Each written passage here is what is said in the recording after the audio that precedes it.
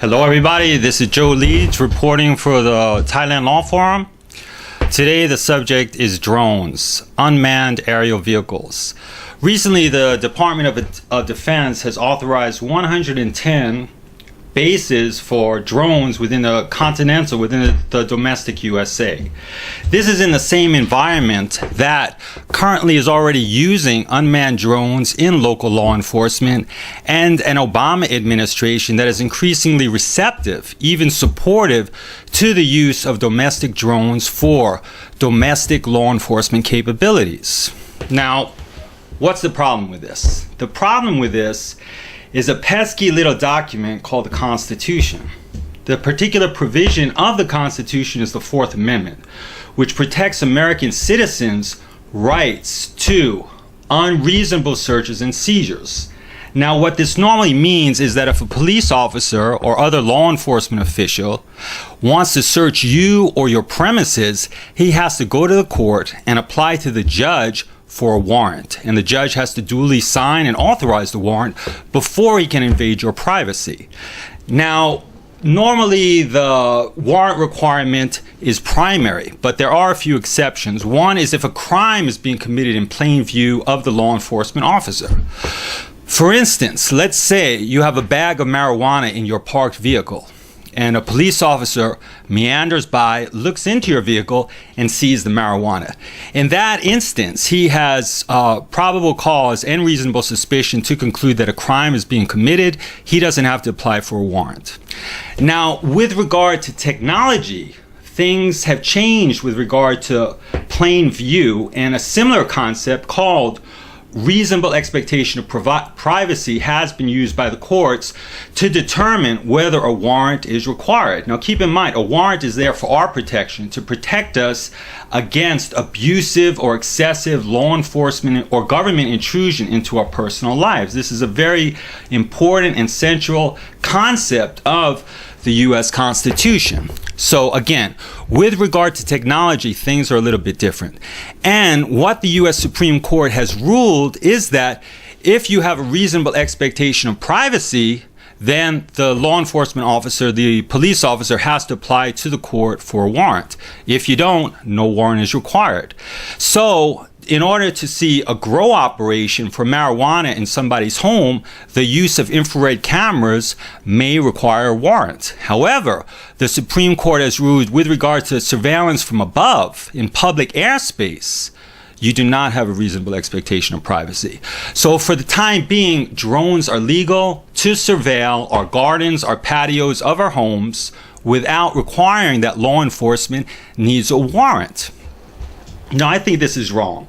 The reason why this is wrong is because when the court is making this decision that you don't have a reasonable expectation of privacy because technology has developed, well, technology is going to continue to develop over time, and our expectation of privacy is going to be whittled away down to nothing as technology expands. At a certain point in time, the drones will be able to have X-ray vision or other types of capabilities that they don't have now. And according to the court's rationale, because this is in the public sphere and people are aware of it, they should reasonably expect this type of intrusion.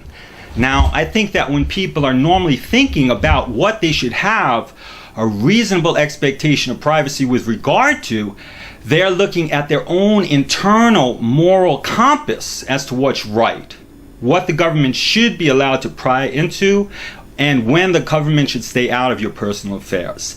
I don't think having a sliding scale that as technology develops and increases, that our right to privacy slowly shrinks is acceptable at all. On another topic, related topic, is the drone industry is big money. And it's in a class of industries such as the Department of Homeland Security, the TSA. The TSA implemented their, scatter X-ray technology. Now, the private contractors that developed this, they made a boon. They made a lot of money, and this is with government contracts. Now, this business model that military contractors, the military industrial complex, uses when they're manufacturing these type of surveillance, quasi-military technology is that they develop the technology first, then the need is imposed upon the public. Now, I've always learned that in private business, a businessman observes the public, sees where the need is, and then develops the technology. So I think with regard to drones and x-ray machines, and these increasingly intrusive invasions of our privacy, the government, in collusion with the military-industrial complex, is basically imposing their will on us. They're not looking at true market demand. They create a technology. Unfortunately, the technology usually involves weapons or some type of advanced type of surveillance that are not particularly palatable to most Americans. Going further on this issue, I'd like to introduce a clip from one of my favorite YouTube channels, the Young Turks, Mr. Cenk Uygur, who recently did a piece on the use of drones and the public reaction to that. So let's take a look. Hell no. Why? Here's the critical difference. Because that might apply to them. They're like, look, I'm not a terrorist. I'm not an escaped criminal. I'm not crossing the border illegally. You want to use it against those folks? Have at it, folks. Go for it, right? You want to use it against me? No. Drones are for other people. They're not for me. And a funny little stat about that is, are you concerned about privacy issues? Well, they broke it down by race. Look at the numbers.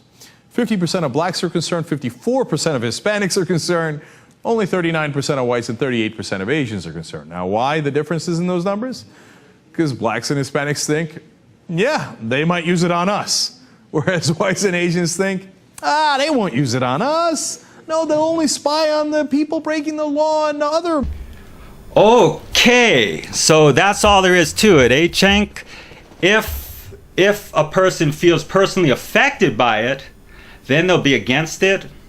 But if they don't feel personally affected by it, then they won't be against the use of drones invading their privacy.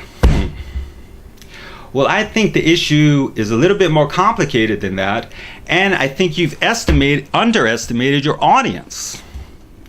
I think that there's a certain amount of people in your audience, including myself, that are not looking at this issue as whether it personally affects our lives, but we're looking at it on the basis of principle. And again, going back to that pesky little document called the U.S. Constitution, this type of technology is eroding away at our basic civil liberties, particularly our Fourth Amendment rights in this case. And I think that a fair amount of the public understands this issue as a deprivation of their civil liberties, and to minimize the issue as saying, oh, people who are against it because it personally affects them, but people who are for it because it doesn't personally against it, minimizes your audience, and it minimizes the constitutional argument. Another thing, Mr. Cenk, I love your show, but why was it necessary to have this type of poll, including a section regarding to the racial divisions with regard to this issue? This issue has nothing to do with race. This is an issue of rights to privacy for all Americans, black, white, Mexican, and Asian, and other groups. I, for one, am sick and tired of the media cramming racial issues into news stories where they do not otherwise belong. We have enough issues with race in this country without popular media channels, people that should be acting as leaders and with responsibility, constantly rubbing racial divisions in our face. Other than that, I loved your show. This is Thai Law Forum signing off. Let's protect the Constitution, and I hope you have a great day.